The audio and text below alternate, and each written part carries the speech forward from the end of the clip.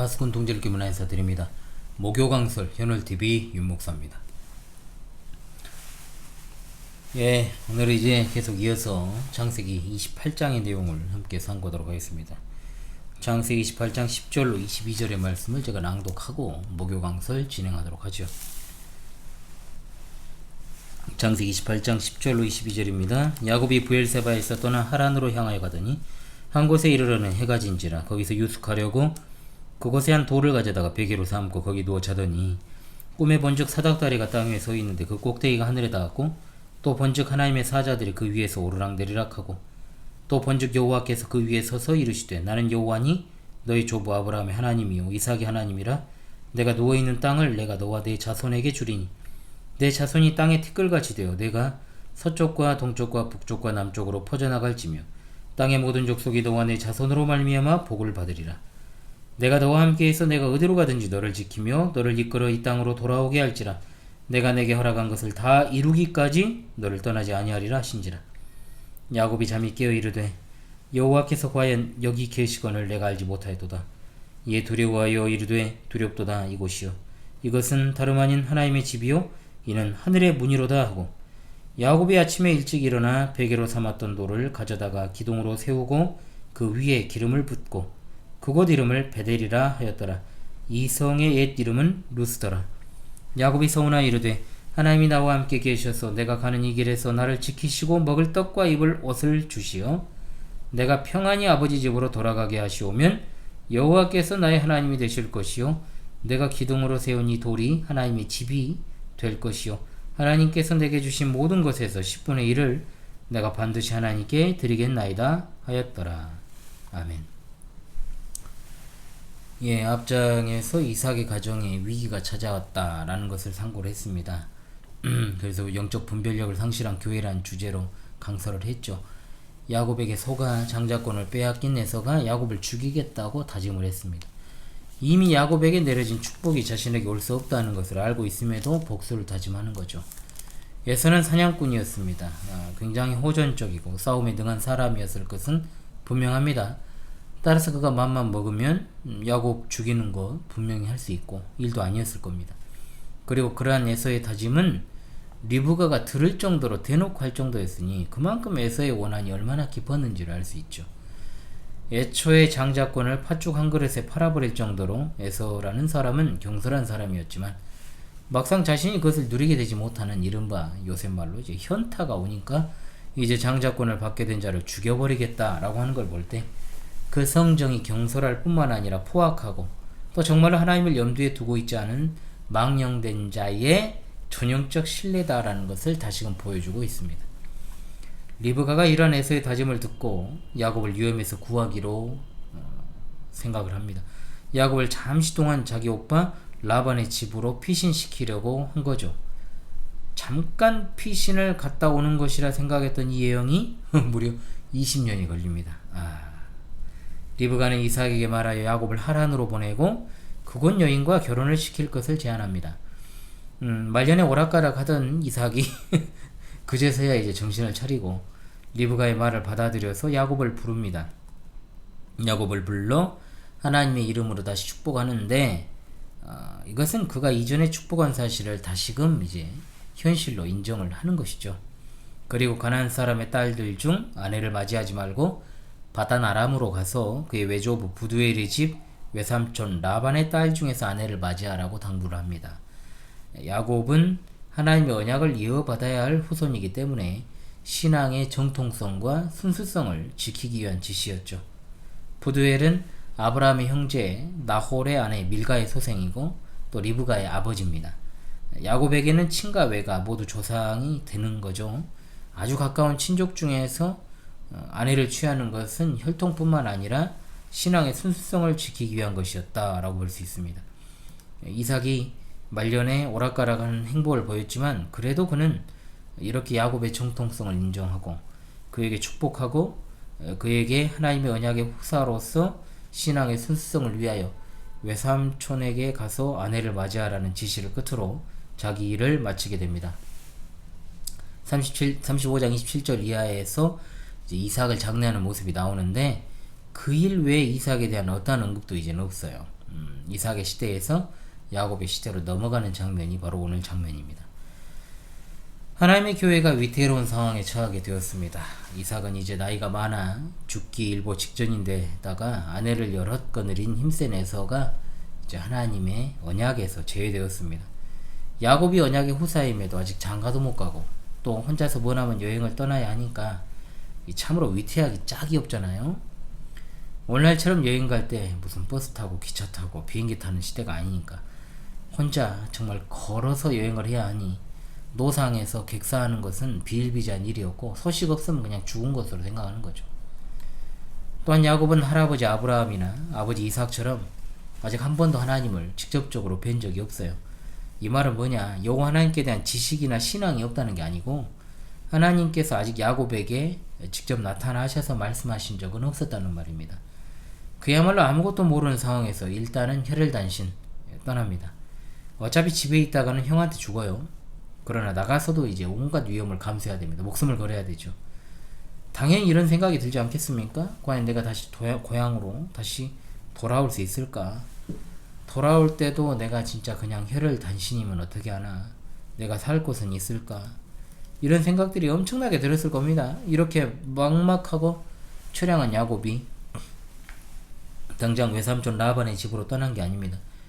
물론 성경에 이제 야곱이 거주하던 브엘세바를 떠나 하란으로 가던 도중에 어떤 한 곳에 이르러 잠을 청한 것 같습니다. 우연하게 마치 우연히 있는 것처럼. 그렇지만 그렇게 보기 어려워요. 왜냐하면 브엘세바에서 야곱이 하란으로 가려면 베델을 경유할 필요가 없습니다. 그러니까 여행자의 입장이라면 평지를 따라서 서쪽으로 향해 지중해 연안에 있는 해안도로가 있죠. 해안도로를 따라가는 것이 덜 위험하고 그나마 편해요. 그런데 왜 그가 중앙 산지로 갔냐 이 말이죠. 한마디로 그는 의도적으로 이곳으로 왔다고 밖에 볼 수 없습니다. 그곳은 어디냐? 바로 베델입니다. 이곳은 할아버지 아브라함이 돌들을 취하여 제단을 쌓았던 장소 베델. 그는 어려서 그 사실을 할아버지 아버지로부터 들었을 것입니다. 야곱이 그곳에 가서 들에서 밤을 지내야 되는 그러나 위태로운 처지에 있을 때 그는 그곳에 한 돌을 가져다가 베개로 삼았다고 했는데 바로 이 돌은 막연한 돌이 아닙니다. 할아버지 아브라함이 쌓은 제단의 돌 중에 하나였겠죠. 세월이 오래 흘렀기 때문에 아무래도 여기저기 돌이 흩어져 있지 않았을까 생각이 듭니다. 워낙 경황도 없고 또 마음이 심란하죠.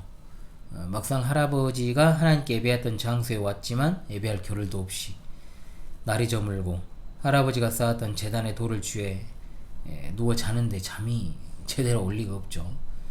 야곱은 잠시 피난을 가는 것이었지만 외삼촌 집에서 무려 20년을 지내게 되지 않습니까?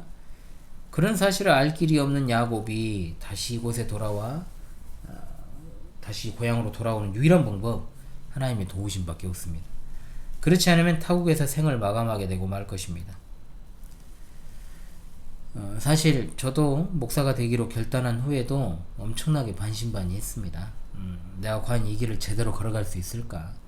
막연한 꿈은 처음부터 꾼 적이 없어요. 나도 남들처럼 교회를 부흥시키고 많은 사람 목회하며 그렇게 살 수 있을까? 이것을 갖다 꿈에서라도 제가 생각한 적이 있거나 상상으로도 해본 적이 없고 어느 정도 저의 길의 방향을 알았기에 또 그에 따른 결과조차 예상을 했기에 참 마음이 더 힘들었던 것입니다. 사실은 더 그래요. 초창기 혹독한 터널을 통과하는 일은 그리 어렵지 않았으나 사실 그 정도로 심할 줄은 생각을 못했죠. 처음 교회 설립을 앞두고 정말 23년 넘게 영적으로 뿔뿔이 흩어져 있던 식구들이 과연 내가 목사가 되어 이제 개척을 한다고 할 때 교회에 올 것인가? 그들 중에는 그때 당시로 이제 기준하면은 교회도 제대로 출석하지 않는, 그러니까 집안이 기독교 집안이지만은 다 뿔뿔이 흩어졌어요. 그러다 보니까 믿음을 지킨다고 해봤자 교회 출석 겨우 하는 정도의 수준이고 아예 교회에서 벗어나 버린 사람, 그리고 간당간당한 사람, 이런 식의 어떤 상황이었거든요. 과연 내가 목회자의 길을 간다고 해서 그들이 마음을 열어서 올까? 그리고 또 하나의 문제, 온다고 해도 제대로 신앙생활이 될까? 그냥 그렇게 식구 몇 명 앉혀놓고 끝나지 않을까? 이미 저는 신대원 들어가기 전부터 개혁교회의 꿈을 꾸고 있었기 때문에 고민이 참 많았습니다. 진짜.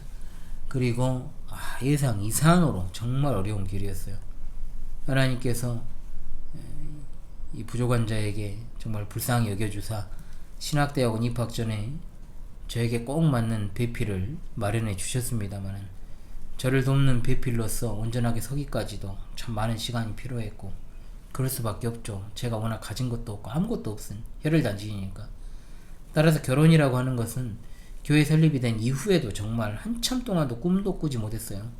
그 와중에 그 전부터 이제 제네박당을 시작하고 또 인고의 시간을 보내면서 정말 신대원 등록금도 3분납, 4분납, 무려 10분납까지 해가면서 어렵사리 졸업하고 나니 이제 개척을 앞두고 있는데 예배당 보증금도 마련할 수 없는 상황에서 뭐 유력자는 고사하고 아무런 도움의 손길도 없으니 진짜 어려웠고, 시작부터.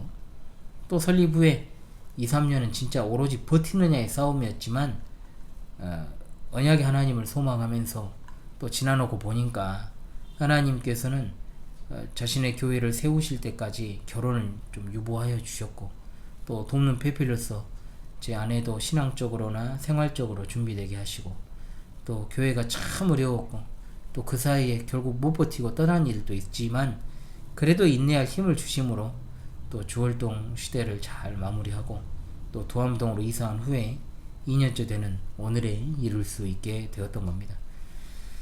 그리고 나서도 이제 어떻습니까? 결혼을 했으니 태의 열매, 또 하나님의 언약의 후손을 기약하면서 또 끝을 알 수 없는 기다림의 시간을 또 보내고, 그죠? 바로 또 이게 안 되더라고요. 그래서 그런데 또 인내하다 보니 하나님께서 둘이 남겨주시고, 이제는 제 생각은 그거밖에 없죠. 온전한 가정 하나 세워서 목회하는 것이 저의 마지막 소망이라면 소망입니다.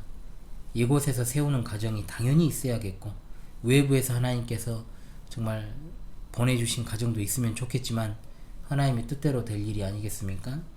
믿음으로 이루어진 부부와 자녀로 이루어진 가정 하나가 이렇게 제게는 정말 꿈같은 일인지 저는 미처 생각하지 못했어요, 예전에는. 그러니까 정말 어려운 길이라는 거죠. 그러나 그것은 정말 어렵다, 지금도 어렵다 라고 하는 것을 생각하게 됩니다. 야곱이 이런저런 걱정 가운데 베델이지만 그때는 이제 루스라고 불리던 곳에서 잠을 자는데 이상한 꿈을 꿔요. 사다리가 땅에 섰고 그 꼭대기가 얼마나 높은지 하늘에 닿았고 천사들이 사다리 위에서 오르락 내리락 하고 하나님께서 말씀하십니다. 그것은 바로 야곱에게 주시는 말씀, 축복의 말씀. 늘 그렇듯 하나님은 자신이 어떤 분이신지를 계시하십니다. 나는 너의 조부 아브라함의 하나님의 이삭의 하나님이라, 즉 동일하신 하나님이시다 라는 것을 계시하십니다. 또한 할아버지와 아버지에게 하신 동일한 복을 선언하십니다. 항상 동일한 패턴으로 주시죠. 첫 번째가 땅입니다. 내가 누워있는 땅을 내가 너와 네 자손에게 주겠다. 두 번째가 후손입니다. 내 자손이 땅에 티끌같이 되어 사방으로 퍼져나갈 것이다. 세 번째, 모든 민족입니다. 땅의 모든 족속이 너와 네 자손으로 말미암아 복을 받을 것이다. 이 세 가지는 아브라함과 이삭에게 하셨던 언약과 동일합니다. 그리고 야곱에게 현실적으로 필요한 복을 하나 더 추가하시죠. 바로 내가 너와 함께 있어 내가 어디로 가든지 너를 지키며 너를 이끌어 이 땅으로 돌아오게 할지라. 내가 내게 허락한 것을 다 이루기까지 너를 떠나지 아니하리라. 아멘. 사실 그 어려운 상황과 환경 속에서 야곱이 꿈을 꾼 것처럼 우리에게도 하나님께서 이와 같은 약속의 말씀을 주신다면 얼마나 좋겠습니까? 야곱이 자기 할아버지와 아버지로부터 하나님께 대한 것을 수없이 듣고 들었겠지만 그럼에도 아직까지 자신에게는 한 번도 나타나지 않으셨습니다. 그런데 하나님을 꿈에서 직접 만나게 된 거죠. 그 꿈은 보통 꿈이 아니라 하나님께서 직접 자신의 메시지를 가지고 만나주신 신적인 꿈입니다. 오늘 우리들이 꾸는 꿈과는 질적으로 전혀 다른, 차원이 다른 꿈이죠. 이 꿈을 통해 하나님께서는 할아버지 아브라함과 아버지 이삭에게 주신 복을 야곱에게 주시겠다라고 하는 것을 다시금 확인하고, 또 야곱의 현실적인 어려움에 대한 답, 즉 반드시 이곳 가나안 땅으로 돌아오도록 하고 또 그와 함께 할 것이다 라고 말씀하십니다. 사실 야곱이 현재 겪는 어려움에 맞춤식으로 처방을 내려주신 하나님이시죠. 그런데 야곱이 꿈에서 깨어나서 아싸 가오리 하면서 할렐루야를 외친 게 아닙니다. 야곱이 잠을 깨어 여호와께서 과연 여기 계시거늘 내가 알지 못하였도다 하며 심히 두려워합니다. 두렵도다 이곳이여 라고 할 정도로 탄성을 내지르고 있습니다. 이는 하나님의 집이요 하늘의 문이로다 라고 말입니다. 서시작에 제가 정말 재밌게 봤던 영화 중에 스타게이트라고 있습니다. 스타게이트. 다른 차원 세상으로 가는 관문이 스타게이트인데 이 스타게이트를 통과하고 그리고 다시 돌아올 때는 똑같은 상황이 펼쳐지지만 스타게이트가 있던 곳은 더 이상 평범한 장소가 아닙니다. 이제 아주 특별한 장소가 되는 거죠. 저도 어릴 때 공상을 많이 했는데 어떤 신비로운 장소에 다른 차원의 세계가 열릴 수도 있다 이런 생각을 막 하기도 했거든요. 미지의 세계를 꿈꾸고는 했는데 결국 이제 그러다가 이제 그런 것들이 다 사라지게 된 계기가 느닷없이 이제 도시로 전락하게 되어서 제 의지와 상관없이 그런 상상의 나래와 꿈이 한순간에 좌절돼 버리고 이제 제가 사세 가는 걸 정말 좋아했는데 그게 다 끊어져 버리고 대학에 들어갈 때까지 진짜 기계적인 하루하루 연속 정말 저 학교 다니기 싫었거든요. 초등학교 5학년 2학기 때부터 학교 다니기 싫었습니다. 그때 근데 그게요 고3까지 이어지더라고요. 어쩔 수가 없잖아요.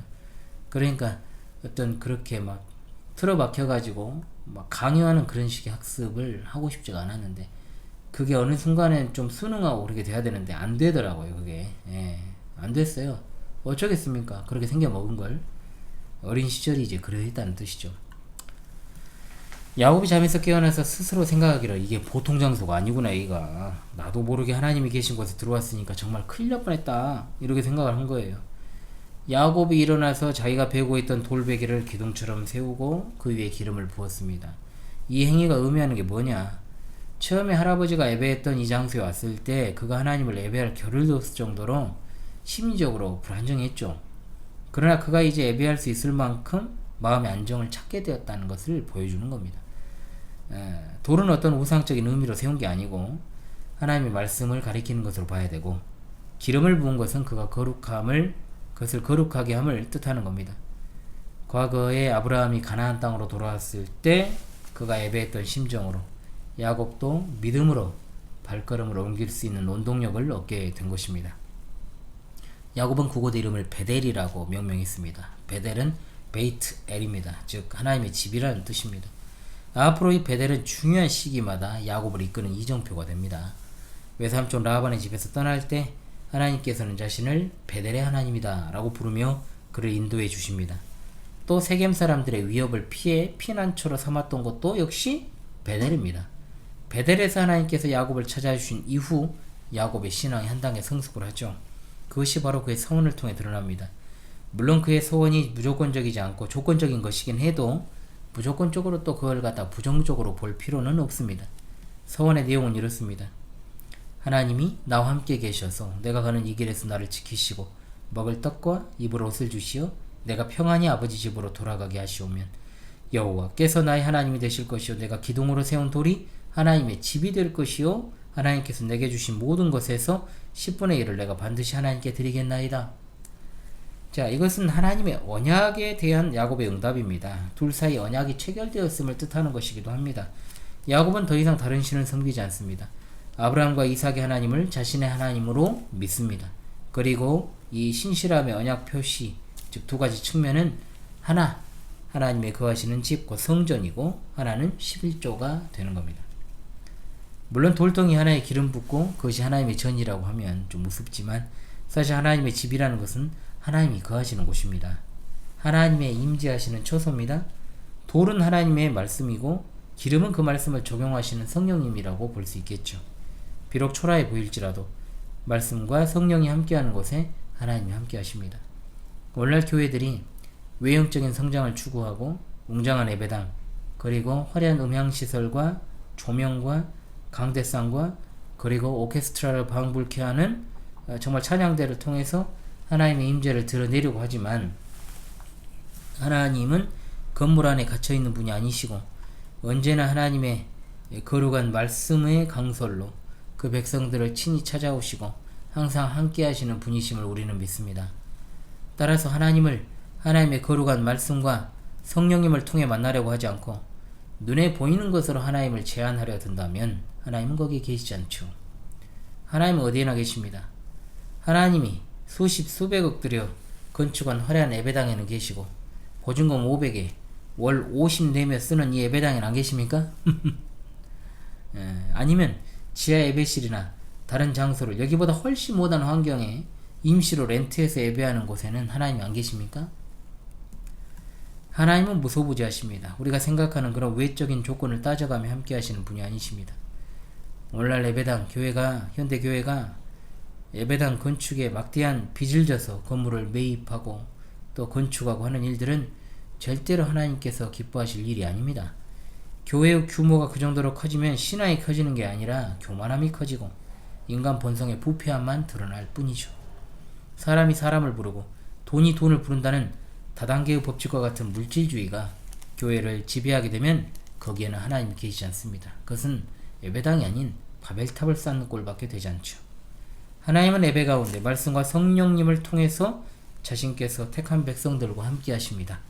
물론 오늘날의 타락한 현대주의에 물든 교회들에서 자행되는 열린 예배, 축제 예배, 고도자 중심, 이른바 불신자 중심적, 자기 중심적 예배, 역사적 기독교회가 공통으로 믿고 고백해왔던 신조와 신앙 고백과 교리를 무시한 채 자기 멋대로 겉멋만 잔뜩 들어 말잔치 하는 수준의 연설, 스피치에도 하나님께서 전혀 함께하지 않습니다. 전 소박한 꿈을 꾸고 있습니다. 물론 그것이 현실적으로 소박하지 않을 수도 있어요. 그러나 허황된 꿈은 아니고 하나님께서는 그래도 더 나은 거처를 마련해 주셨습니다. 저는 그저 우리 성도들이 마음껏 하나님을 예배하고 교제하고 때로는 쉼이 되고 안식처가 되는 공간을 만들고 싶습니다. 교회를 위해 봉사하는 목사는 거처에 더 이상 어려움을 겪지 않고 예배당과 거주 공간이 함께 마련되어 있으면 좋을 것 같고, 성도들이 거주지에서 가까운 곳에 예배 처소가 위치하여 활짝 열린 대문으로 마음껏 와서 기도하고 교제하고 쉬고 안식처로 삼기도 하고 소소한 일상을 잠깐이나마 보낼 수 있는 그런 공간이면 되지 않겠습니까? 이것도 충분히 지금까지 우리의 여정을 본다면 하나님의 은혜로 분이 넘치는 공간이지만 최종적인 곳은 그 정도면 적당하다 생각을 합니다. 그곳에 본질이 살아 숨쉰다면 그곳에 하나님의 정확무한 말씀과 성령님의 역사가 있을 것이고, 또한 본질에 충실하다면 하나님께서 이 부족한 자의 마음에 소망을 주신 것이라면 거처를 또한 마련해 주실 것이요, 또한 그것이 개인의 욕망이나 탐욕이 아니라 하나님의 뜻을 따르는 것이 분명하다면 그 소망이 하나님의 뜻을 따라 이루어지지 않겠습니까? 목사의 관심은 오로지 위탁받은 양들에 있습니다. 그러라고 하나님께서 목사로 세우셨고 부르셨고, 또 어떻게 하면 하나님을 잘 섬기게끔 만들어야 될 것인가를 고민하는 성숙한 형제일 뿐이기 때문이죠. 그 외에는 저는 아무런 관심이 없습니다. 아울러 여러분의 소원도 하나님의 영광을 위한 소원이 되기를 바랍니다. 예배 처소를 중심으로 거주지가 확정돼야 된다. 제가 아주 십몇 년째 부르짖고 있죠. 잘 안 돼요. 그렇게 노래를 했는데도 안 되는 걸 어떻게 할 거예요, 그게. 그리고 자신의 신앙과 아이들의 신앙과 교육, 그리고 우리가 복음 전파를 위해서라도 거주지와 목사의 거주지가 서로 떨어져 있으면 안 된다. 그래서 아이들 교육을 생각해서 하도 안 오니까 제가 다 내려놓고 와봤잖아요. 지금 2년 전에 10년 동안 제가 거기서 35년을 살았어요, 남구에서. 그러다가 이제 도저히 안 되겠다 싶어가 제가 다 버려두고 왔습니다. 아이들 생각해서. 나머지 분들도 그렇게 되면 좋은데 아직은 동상이몽, 현실적인 어떤 상황들 상관은 없습니다. 제 할 일을 하면 되고 또 하나님께서 인도하시겠죠. 그리고 11조, 물론 앞서 아브라함이 승전 후에 멜기세덱에게 11조를 바친 사건이 등장을 했습니다. 11조는 왕에게 드리는 거예요. 그래서 저는 이게 봉헌이라는 포괄적인 말보다 왕에게 현물을 드린다라는 개념의 헌상을 물질로 하나님께 봉헌하는 시간에 사용을 합니다. 고대시대 왕은 그 국가 백성의 소유에 대한 소유권을 가지는 존재 아닙니까? 물론 인권 왕 중에는 어질고 선한 왕도 있지만 거의 없지만 거의 천연 기념물이고, 대부분은 백성들의 고요를 쥐어짜내는 전제 군주들이고 자기들은 잘 먹고 잘 사는데 여념이 없고, 거기에 편성한 귀족이나 왕족이나 귀족들은 언제나 서민들의 편이 아니고 자기들의 기득권을 유지하는 일에 힘쓰는 것이 인간왕과 지도자의 모습이잖아요. 그러나 우리 하나님은 11조라는 것을 통해 자신께서 자기 백성의 왕이 되신다는 것을 알려주시고, 또 하나님의 백성은 자신이 살아가는 모든 이유와 목적이 하나님이심을 이를 통해서 분명하게 드러냈던 것입니다. 하나님은 우리가 바치는 11조나 헌상 그 행위 자체에 관심이 없으십니다. 하나님 무엇 하나 부족함이 없으시고 또한 인간왕처럼 백성들이 상납하지 않는다 해서 궁핍해 주시는 분도 아닙니다. 만왕의 왕 만주의 주가 되시는 하나님이십니다. 하나님께서 11조에 대해서 백성들을 책망하신 이유는 세금을 내지 않아서가 아니라 그들이 왕이신 하나님 무시하고 그 명령에 순종하지 않았기 때문입니다. 그러니까 우리들이 마음으로는 하나님을 멀리하면서 아무리 외적인 형식을 잘 갖춰 하나님을 섬긴다고 해도 중심을 보시는 하나님은 절대로 그것을 인정하지 않으시고 책망하시고 벌을 내리실 겁니다. 그래서 이런 말이 있잖아요. 너의 지갑이 회개하지 않으면 너의 회개는 진정한 것이 아니다. 그러잖아요. 사람을 의식할 때는 곧잘 하더라도 사람을 의식하지 않는 상황이 된다면 사람은 하지 않습니다. 그런 것들이 가장 많이 표현되는 게 시간과 물질이기에 이 말씀을 드리는 거죠. 주께 사랑하시는 파수꾼 동지들이요, 오늘 말씀은 야곱처럼 꿈을 꾸라는 게 아닙니다. 야곱이 꿈속에서 본 것은 사다리, 그리고 맥락상 하늘보좌로 이어지는 문, 이 사다리를 실제적인 사다리를 우리가 어떻게 봐야 됩니까? 예수님께서 말씀하시기를 하늘이 열리고 하나님의 사자들이 인자 위에 오르락 내리락 하는 것을 보리라 했습니다. 그러므로 우리는 예수 그리스도를 발견해야 됩니다. 예수님은 하늘과 땅을 연결하는 계단이시잖아요. 천국으로 향하는 계단이 되시지 않습니까? 그러니 더 이상 무슨 우리가 사다리 꿈이 따로 필요합니까? 예수 그리스도께서 오셔서 하늘 문이 열렸고 진정으로 하나님과 인간의 교제가 완전하게 회복되었습니다. 오늘날에도 꿈꾸기 좋아하고 신비한 체험 현상을 경험하기 소원하는 이들이 많이 있습니다. 그러나 유감스럽게 그런 행동은 수천 년 전 야곱의 상태로 돌아가기 원하는 사람이고 대학교를 졸업한 사람이 다시 유치원에 입학하려는 것과 같은 행위입니다. 어리석은 거죠. 야곱이 회고 잤던 돌은 해리포터에 나오는 마법의 돌과 같은 신비한 돌이 아닙니다.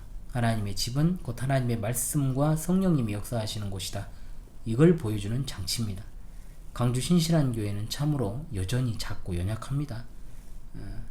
그러나 교회의 표지, 하나님의 말씀과 성례전과 권징이 바르게 시행되고 또 은혜의 방편, 하나님의 말씀, 그리고 바른 성경적 교리에 입각하여 그 말씀이 전파되고 성례가 정당하게 시행되고 기도로 나아간다면 우리 하나님은 우리 교회와 언제나 함께 하실 것입니다. 주님의 축복을 이미 받은 주께서 사랑하시는 파수꾼 동지들이여, 우리가 마땅히 이미 형언할 수 없는 복을 받은 사람이기 때문에 그에 따른 왕이신 하나님께 대한 충성 맹세가 삶 전반에 걸쳐 나타나야 될 것입니다. 삼위일체 하나님만을 여러분의 하나님으로 섬기고 하나님의 전에서 말씀과 성령님으로 그분과 교제해야 되고 또 헌상을 통하여 나의 삶이 하나님의 것임을 밝히 드러내야 될 것입니다. 하늘 가족이라는 명칭만 쓰지 말고 진정으로 그리스도 안에서 연합된 새로운 가족이 되었음을 영적인 눈으로 그것을 바라보고 은혜 안에서 자라가는 일에 힘쓰는 여러분이 되시길 바랍니다. 그리할 때 세상에서 빛과 소금으로 하나님을 참으로 영화롭게 하는 성도들이 다 될 수 있을 줄로 믿습니다. 이러한 크나큰 복을 받은 성도로 다시금 그 복을 마음껏 누리며 살아갈 수 있기를 간절히 바랍니다. 우리 주님 곧 오십니다. 할렐루야, 아멘. 찬송가 302장 부르며 목요 강좌 마치겠습니다. 302장 찬송 부르며 목요 강서를 마치겠습니다. 302장 찬송이요. 내 주 하나님 넓고 큰 은혜는, 내 주 하나님 넓고 큰 은혜는 저 큰 바다보다 깊다. 너 곧 닷줄을 끌러 깊은 데로 저 한가운데 가보라. 언덕을 떠나서 장파에 배 띄워 내 주 예수 은혜의 바다로 내 맘껏 져가라. 왜 너 인생은 언제나 거기서 저 큰 바다 물결 보고 그 밑 모르는 깊은 바다 속을 한 번 헤아려 안 보나. 언덕을 떠나서 장파에 배 띄워 내 주 예수 은혜의 바다로 내 맘껏 져가라. 많은 사람이 얕은 물가에서 저 큰 바다 가려다가 잘싹거리는 작은 파도 보고 마음 약하여 못 가네. 언덕을 떠나서 장파에 배 띄워 내 주 예수 은혜의 바다로 내 맘껏 져가라. 자 곧 가거라 이제 곧 가거라 저 큰 은혜 바다 향해. 자 곧 내 너를 저 깊은 데로 가라 망망한 바다로. 언덕을 떠나서 장파에 배 띄워 내 주 예수 은혜의 바다로 내 맘껏 져가라.